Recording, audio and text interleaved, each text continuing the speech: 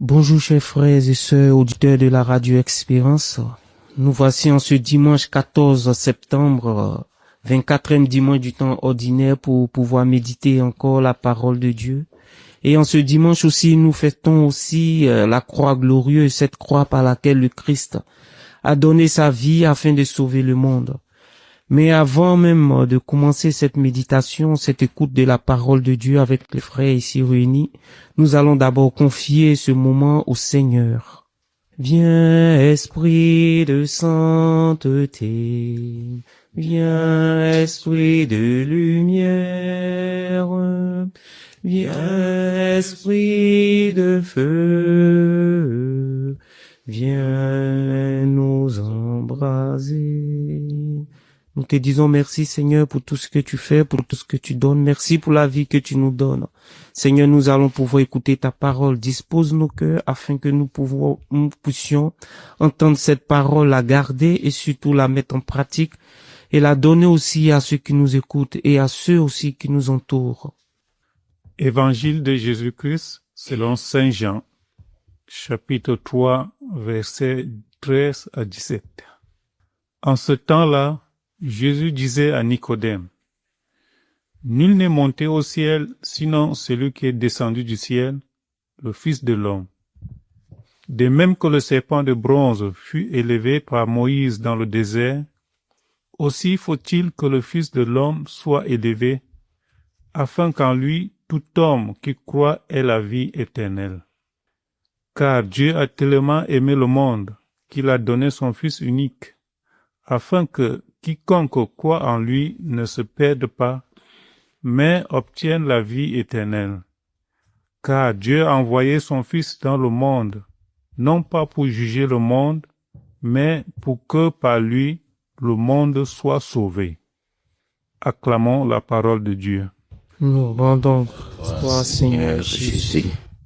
Chers frères et sœurs en Christ, comme vous l'avez entendu dans l'introduction, la Sainte Église, dans sa sagesse, nous donne aujourd'hui de célébrer la croix, de contempler la croix glorieuse. Cette fête nous met cependant face à un des paradoxes de notre foi. Comment contempler la croix comme lieu de vie? Comment regarder la croix? Comment l'exalter quand on sait que la croix était instrument de mort et non de vie? Comment la souffrance du Christ peut-elle nous sauver? Aujourd'hui, l'Église nous invite à contempler la croix, non pas comme au Vendredi Saint, mais comme source de glorification du Fils et aussi notre glorification. C'est un paradoxe qui peut être incompris par ceux qui ne partagent pas notre foi et même par nous-mêmes. En effet, dans la deuxième lecture que nous n'avons pas écoutée ici, l'apôtre Paul nous dit que l'exaltation de Jésus crucifié est la conséquence de son abaissement. Pour nous sauver, peut-on dire, Jésus quitte la gloire qu'il partageait avec son Père et embrasse notre humanité. Dans cette incarnation se manifeste ainsi l'amour de Dieu pour nous en Jésus-Christ. Dieu a tant aimé le monde qu'il a donné son Fils, disait Jésus à Nicodème. On trouve donc là comme une solution à notre paradoxe de départ. Dans la transformation de la mort à la vie, de la croix comme supplice à la croix comme gloire, à la croix comme source de vie, s'opère l'acte d'amour qui animait Jésus et son Père pendant l'épreuve de la passion. Nous aussi, Dieu nous a créés par amour et pour l'amour. Et par la mort de Jésus sur la croix, nous sommes comme introduits dans cet amour qu'il partage avec son Père. Ainsi, si nous vivons de l'amour, la vie jaillira aussi de nos croix d'aujourd'hui, comme elle a jailli de la croix de Jésus. La croix que nous appelons aujourd'hui croix glorieuse. Oui, merci, cher frère, pour cette très belle introduction à ce que nous fêtons aujourd'hui. Moi, il y a un passage, ou bien le cœur même de l'évangile qui m'interroge beaucoup. Car Dieu a tant aimé le monde qu'il a donné son Fils unique. Aussi, tout homme qui croit en lui ne périra pas, mais il obtiendra la vie éternelle. Je pense quand même que cette parole peut atteindre toute sa plénitude. D'abord, voilà, on peut remarquer la beauté de ces belles paroles. Et cette parole peut atteindre sa plénitude en nous, que lorsque, voilà, nous croyons à la révélation. La révélation, c'est quoi? C'est depuis le commencement. Dieu qui se révèle par la création. Dieu qui se révèle par les alliances. Dieu qui se révèle enfin par son Fils unique. Et qui nous parle du royaume. Parce que lui, il vient du royaume. Il sait de quoi est fait le royaume. Il sait pourquoi nous sommes là. Pourquoi le royaume est fait. Et notre fin ultime, qui est d'atteindre le royaume. Je pense que si on n'adhère pas à cette foi, si on n'adhère pas, si on ne reçoit pas cette révélation, cette parole, on ne peut pas la comprendre dans tout sa quintessence. Il nous faut faire ce petit bond en arrière pour recevoir cette révélation. Parce que Dieu, il n'est qu'amour. Il nous a créés par amour. Est-ce que d'abord nous croyons que nous sommes créés par Dieu? Aujourd'hui, il y a pas mal de principes qui disent qu'on vient des arbres, on vient des chimpanzés, on vient de... Bon, il y a pas mal de trucs qui stipulent, pardon. Mais voilà, est-ce que nous reconnaissons qu'il y a un Dieu créateur, un être tout-puissant, de qui nous venons et vers qui nous irons à la fin? Est-ce que nous croyons la vie éternelle? Si telle n'est pas notre foi, cette parole ne nous est pas adressée, malgré toute sa beauté. Quelle est cette croix qui est pour les Juifs source de scandale et pour le monde grec une folie? Cette croix est pour nous chrétiens, comme dit Saint Paul, sagesse et puissance de Dieu. Sur cette croix qui est sagesse et puissance de Dieu, le Seigneur lui-même se donne afin que, à travers cette croix, au travers d'elle, il puisse guérir non pas nos corps seulement, mais notre âme tout entière. Mais pour que cette âme-là puisse être guérie et accepter cette guérison que le Seigneur donne, c'est ce qui est écrit ici, ceux qui croiront en lui auront cette vie éternelle, ceux qui croiront au Seigneur Jésus-Christ, ceux qui accepteront le Seigneur seront guéris de tout péché. Chers frères et sœurs, bonjour et bonne fête de la croix glorieuse. En cette belle fête, l'Église nous donne cette belle page de l'Évangile sur la croix, qui est le fondement même de notre foi chrétienne. Je vais partager avec vous un petit morceau de cet Évangile. De même que le serpent de bronze fut élevé par Moïse dans le désert, ainsi faut-il que le Fils de l'homme soit élevé. La première lecture nous montre comment le peuple d'Israël s'est détourné du Seigneur, de Dieu, et à cause de cette faute, il mourait par la morsure des serpents. Il a fallu que Moïse puisse élever un serpent en bronze et tout ce qui était mordu par le serpent, lorsqu'il regardait vers le serpent en bronze, retrouvait la guérison. Cela m'interpelle beaucoup et ça m'enseigne beaucoup. Ça m'oriente beaucoup dans ma foi chrétienne. Ce n'est plus le serpent en bronze que je suis invité à regarder aujourd'hui, mais plutôt Jésus-Christ crucifié. Et cette première lecture nous montre concrètement que, à travers un regard de foi sur Jésus-Christ sur la croix, je trouve guérison sur ma souffrance, sur ma blessure, sur ma maladie, etc. Pas une guérison concrète, mais une guérison dans la foi et qui vient de Dieu. Même si la souffrance est toujours là, même si le mal est toujours là, je crois que cette guérison, c'est de permettre à Jésus lui-même de venir porter cette souffrance, cette croix à moi. Et à travers lui, il n'y a plus souffrance, il n'y a plus mort, il n'y a plus maladie, parce que c'est lui qui porte tout cela. Et c'est lui qui a promis, et avec la foi que j'ai en lui, je crois que c'est une bonne occasion pour nous chrétiens de fixer notre regard sur Jésus-Christ crucifié, devant toutes les difficultés, devant toutes les souffrances, devant le mal de la société. En fêtant aujourd'hui cette fête de la croix glorieuse, il me semble que c'est vraiment une occasion pour nous, les chrétiens, de voir la place de la croix dans notre vie. Si Jésus a choisi la croix, eh bien c'est pour nous montrer cet amour. Et une fois encore de plus, nous devons nous rappeler que la croix n'est pas le signe d'un reproche, mais la preuve d'un amour qui va jusqu'au bout. En fêtant cette fête, aujourd'hui, accueillons une fois encore de plus ce don de Dieu qui se donne à nous à travers cette croix. Et nous devons vraiment vivre dans l'espérance, la croix dans notre vie. Parce que c'est le signe du salut, c'est le signe qui nous montre que Dieu nous a tant aimés. Et comprendre que Dieu n'attend pas que le monde soit parfait pour l'aimer. Il nous a aimés tels que nous sommes. Et Jésus descendu du ciel, non pas pour nous condamner, mais pour offrir la vie et la vraie vie à travers la croix. Rendons grâce pour ce don que le Seigneur nous fait aujourd'hui à travers cette croix. Merci mon frère. Il y a deux paroles qui attirent mon attention suite à ce que tu viens de souligner.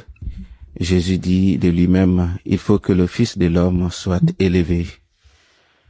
Cette élévation ne désigne pas seulement la crucifixion physique, mais la glorification spirituelle. Comme le serpent de bronze élevé par Moïse, la croix devient, comme le disait tantôt le frère, pour le chrétien, le lieu où le regard de la foi sauve. On peut donc se demander quel regard chrétien sur la croix de Jésus et sur notre propre croix. Par la foi, cet instrument de supplice doit devenir l'étendard du salut pour le chrétien. Et nous savons aussi que suivre Jésus, c'est porter la croix à sa suite. Lui-même, il avait dit, celui qui veut être mon disciple, qu'il prenne sa croix et qu'il me suive. Mais cette croix, nous savons déjà l'issue. Ce n'est pas que souffrance, mais l'issue est glorieuse. En célébrant la fête de la croix glorieuse, le chrétien est appelé à regarder la croix non comme un échec, mais comme le sommet de son amour. Le sommet de l'amour, comme tu le soulignais. Et la deuxième parole qui attire mon attention, c'est quand Jésus dit « Dieu a tant aimé le monde qu'il a donné son Fils ». Ce dont il est total. Et il va jusqu'à l'abaissement. Comme le souligne l'apôtre Paul, qui disait que Jésus s'est abaissé jusqu'à la mort et la mort de la croix. Pourquoi Jésus est-il mort sur la croix? C'est pour que tous les hommes soient sauvés. Parce qu'il s'est abaissé, Dieu l'a exalté. Son exaltation passe donc par son humilité. Ainsi, la croix glorieuse révèle que l'amour, le vrai, il ne cherche pas à dominer, mais à se donner. Par cet exemple, Jésus nous invite aussi comme chrétiens à suivre le chemin de l'humilité, à épouser ce chemin pour le rejoindre et vivre avec lui. Merci, cher frère. La croix n'est pas un objet de critique, disait tantôt un frère. Je vois quand même que ces paroles font bien écho avec la dernière partie de l'évangile que nous venons d'entendre. Cet évangile qui est très court mais lourd de sens. On peut passer toute la journée, toute une semaine à l'analyser sans toutefois réussir à l'épuiser. Alors la parole de Dieu déclare clairement qu'il est venu non pas pour juger le monde, mais pour que par lui le monde soit sauvé. Oui, le jugement. Aujourd'hui, c'est un thème assez colossal qui peut mitiger ou violenter n'importe qui. Le regard de l'autre qui me juge, le regard de l'autre qui m'accuse, ça a blessé plus d'un et ça a tué plus d'un aussi. Mais lever le regard vers Jésus, ça ne donne pas le même effet parce que Jésus, il ne juge pas. C'est pas ça son rôle. Il est venu pour sauver. Il est venu pour nous attirer vers son Père, notre lieu ultime. Et ça ne dépend pas de qui tu es, de ce que tu fais. Il veut seulement que, à un moment donné de ta vie, que tu reconnaisses quand même que il est ton sauveur et que c'est lui qui, par amour insondable, s'est donné ou bien a donné sa vie sur la croix pour que toi, tu puisses avoir la vie. Il n'est pas là pour dire que tu as fait ceci, tu as fait cela, que tu bénéficies, mais pas cela. Il t'invite seulement à lever ton regard vers sa croix, source de salut pour tout homme. Il t'invite seulement à dépasser tes égarements, tes manquements, tes faiblesses, pour se recoller à lui. Inutile de traîner ces manquements derrière comme une boulet. À un moment donné, il faut juste fermer les yeux et se jeter dans la piscine, se jeter dans l'eau, cette eau qui nous amène à lui, vers cette vie éternelle, à quoi tous peuvent aspirer. Merci, cher frère, de nous inviter vraiment à nous tourner vers cette croix du Christ. Ce que je trouve un peu beau dans ce texte aussi, c'est le fait que Jésus dit que c'est pour Moïse, il élève un serpent de bronze. Mais pour Jésus, ce n'est plus un serpent de bronze, ce n'est plus un être qui n'a pas de raison qu'on va élever, mais c'est lui-même le Fils de Dieu. C'est un homme qu'on élève sur la croix. Il y a cette grande différence déjà qui se fait sentir. Et par cette élévation déjà de Jésus sur la croix, il pointe aussi le doigt sur chacun de nous en disant que nous aussi, nous serons élevés aussi sur nos croix. Nous devons aussi les porter, nous ne devons pas les fuir. Au contraire, nous devons les accepter. Et c'est en les acceptant que nous reconnaîtrons réellement qui nous sommes. Mais si nous les acceptons, que nous voyons que ces croix sont lourdes, nous ne devons pas, comme je viens de le dire, les fuir, mais tourner notre regard vers celui-là même qui est le Maître, qui a pu soulever sa croix et qui a pu être élevé sur cette croix et a marché jusqu'au bout. Et en marchant aussi jusqu'au bout avec lui, nous pourrons obtenir cette vie éternelle que lui-même il donne par le don de sa vie. Merci, cher frère. Il a fallu que le Christ Jésus porte sur lui tout le mal, toute la souffrance de l'humanité pour pouvoir sauver le monde et sauver l'homme. Ce qui me fait penser et croire que il n'y a pas de vie chrétienne sans croix. Les deux vont ensemble. Et si le Christ a choisi cette voie pour pouvoir sauver l'humanité, nous, en tant que chrétiens, c'est-à-dire les disciples, nous sommes aussi invités à nous mettre à sa suite. Parce que je crois aussi que c'est par là le chemin de l'espérance dont nous avons besoin, dont le monde d'aujourd'hui a besoin. Il y a tout un enseignement derrière la croix, derrière la souffrance. La souffrance n'est pas pour la souffrance. Il y a certains dans la vie qui ont choisi librement cette souffrance. Ce sont les martyrs à cause de leur foi qui ont accepté librement mourir pour leur foi en Jésus-Christ. Mais pour beaucoup aujourd'hui subissent cette souffrance sans avoir choisi. Je pense par exemple à toutes les victimes des conflits armés à travers le monde entier. Je pense aux victimes des catastrophes naturelles, etc.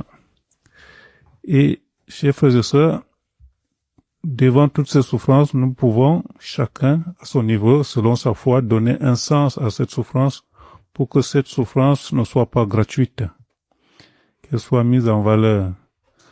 Parce que, avec Dieu, il n'y a rien de perdu. Tant que nous gardons la foi, je pense qu'il peut transformer tout pour notre bien, comme le dit l'Épître aux Romains. Romains 8, 28. Tout concourt au bien de ceux qui aiment Dieu. C'est exactement cela, Seigneur. Chers frères et sœurs, cette bonne nouvelle sur cette page d'évangile, de tirer la richesse, de tirer la grâce dans la croix que le Seigneur mettra sur notre chemin. En ce jour de fête, chers frères et sœurs, demandons vraiment à l'Esprit Saint que devant la croix, découvrons non pas un signe de culpabilité, mais une preuve d'amour. Un amour qui prend sur lui la souffrance pour que notre cœur soit libre. Un amour qui éclaire les ténèbres pour que nous marchions dans la lumière. Aujourd'hui, laissons résonner en nous cette certitude. Dieu nous a tant aimés qu'il a donné son Fils. Accueillons ce don. Laissons-le habiter notre cœur comme une source de paix et d'espérance. Seigneur, apprends-nous à croire à ton amour qui sauve et en vivre chaque jour. Amen.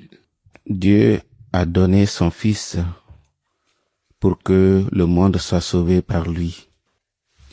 Ce salut, il passe par la croix. Jésus nous sauve par sa mort sur la croix. Parce que la croix est le lieu du grand pardon. Jésus en croix avait dit, Père, pardonne-leur. Ce pardon est ouvert à tous ceux qui croient, sans distinction. C'est le signe que Dieu ne se détourne pas de notre monde. Dieu ne se détourne pas de nous, mais il embrasse notre misère.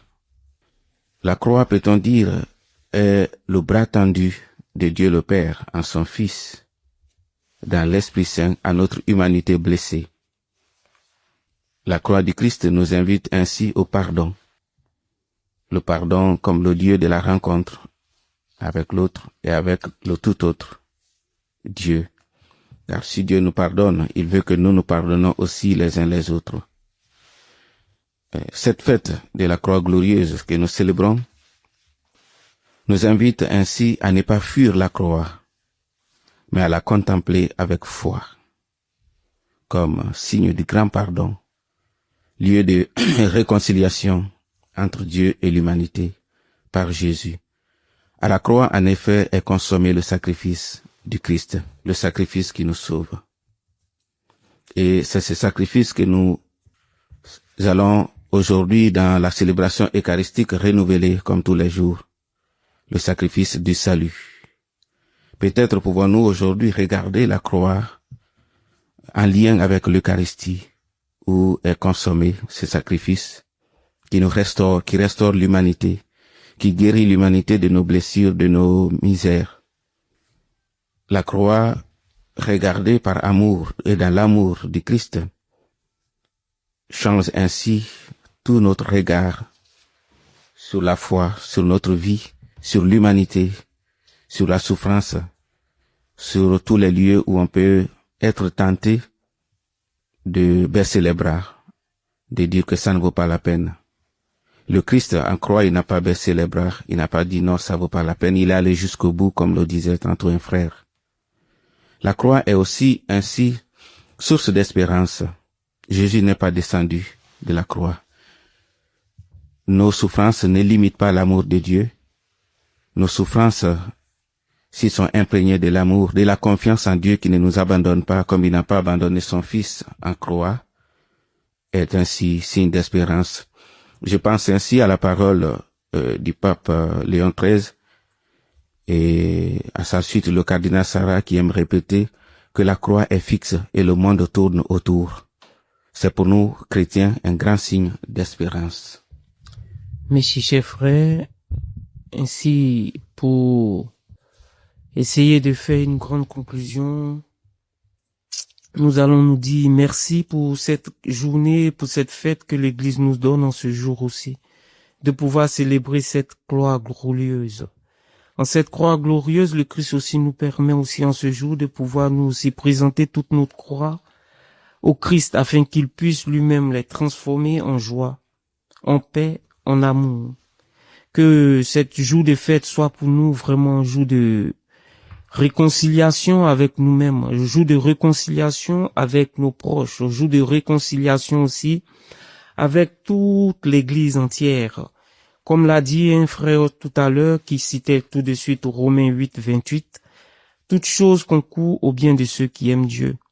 Ainsi, toutes les croix qui se dressent dans notre vie sont source d'amour, source de paix, et nous devons les accueillir comme le Christ nous les donne, pas les fuir, les accepter surtout, marcher avec elles, et aussi les présenter au Christ qui est lui-même aussi cette grande source qui est sur la croix, afin qu'il puisse illuminer nos vies, illuminer nos êtres, illuminer nos familles, nous illuminer même aussi dans nos activités. Merci, chers frères et sœurs.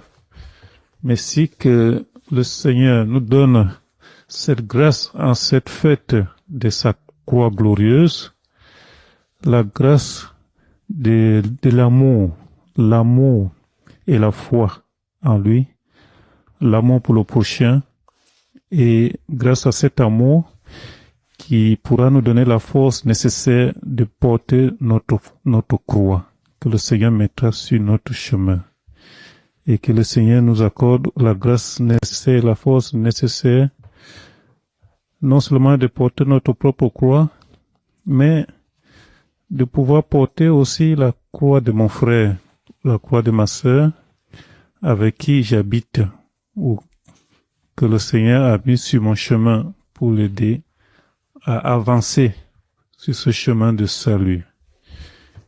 Que par l'intercession de la très sainte Vierge Marie, nous puissions demeurer confiants dans toutes les situations que le Seigneur met sur notre chemin, dans toutes les difficultés, dans toutes les souffrances, qu'on puisse toujours avoir le regard tourné vers le Seigneur crucifié.